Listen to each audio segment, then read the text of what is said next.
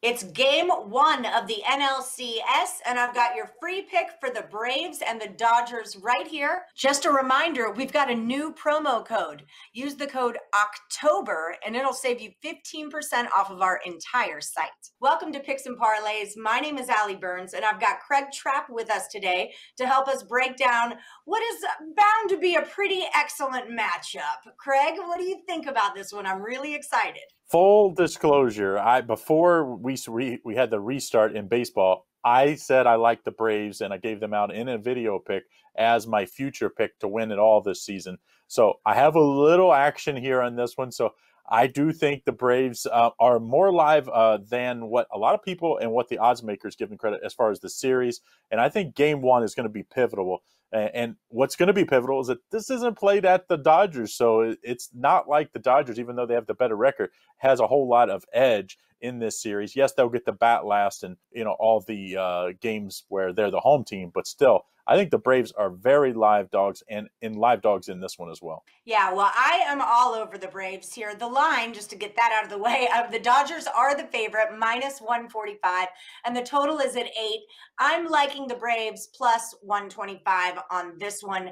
Their bats have just been incredible. The way they handled the Marlins, I really expected the Marlins to put up more of a fight in that series because they've been a really solid team all season, kind of a Cinderella story, granted, but I mean, they were there. I really expected something else, but the Braves handled business and got down to it. So, and the Dodgers did what they're supposed to do, yes, but I think the Braves have more fight in them. What do you think? I was surprised that the Dodgers didn't go to game one and go Kershaw.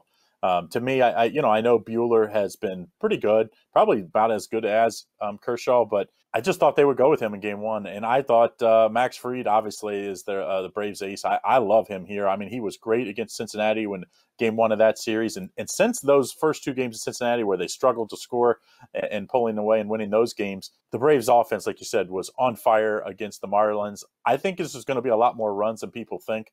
So to me, I think the Braves might have the better lineup. And that wasn't maybe the case the entire season, but the last half of the season, I would say the Braves came on like gangbusters. And I think their offense shows up here. And I think Max Fried is as good, if not better, than Walter Bueller. So if you give me both sides having an edge or equal, I'm going to take that underdog at that plus 125 almost every time.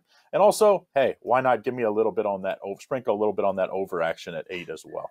I was wondering about the total. These two pitchers make me think under, but those Brave bats and the Dodgers as well make me think over. Let me ask you about the bullpens here. Which bullpen do you think is going to have more success? Well, we saw the Dodgers have some issues at the back end of their bullpen, so I actually think the Braves have the more complete. If you consider all 6 or 7 guys that you're going to see in action in this series, I would say the Braves have the better bullpen, and I just think the Dodgers might be in a little trouble this postseason.